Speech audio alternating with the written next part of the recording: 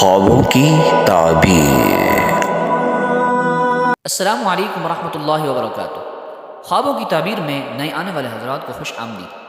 اگر کوئی بندہ حضرت اسرافیل علیہ السلام کو خواب میں دیکھے تو اس کی کیا تعبیر ہو سکتی ہے؟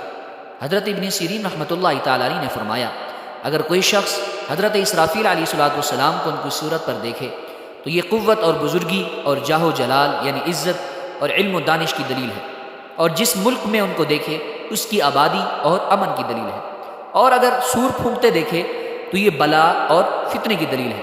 فرمان حق تعالی ہے، جب سور پھونکا جائے گا اور جو شخص آسمانوں اور زمین میں ہے بچھڑ جائے گا۔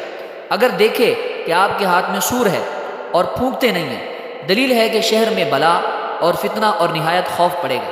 اور اگر دیکھے کہ اسرافیل علیہ السلام اس کے گھر میں ہیں یعنی گھر میں آئے ہیں اور وہ سوتا ہوا جاگ پڑا ہے، دلیل ہے کہ اس شہر کا بادشاہ اس پر خفا ہوگا یعنی ناراضگی کا اظہار کرے گا، اس سے خفا ہوگا یعنی ناراض ہوگا۔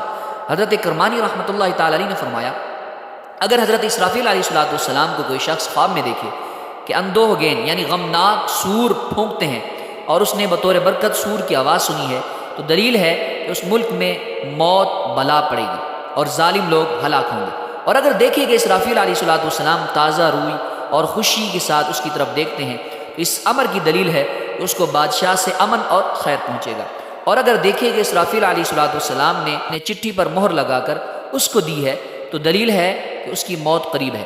اور اگر دیکھے کہ اسرافیل علیہ السلام نے اس پر آوازہ کسا اور غائب ہو گیا تو پھر اس بات کی دلیل ہے کہ اس کو بادشاہ کی طرف سے نقصان پہنچے گا۔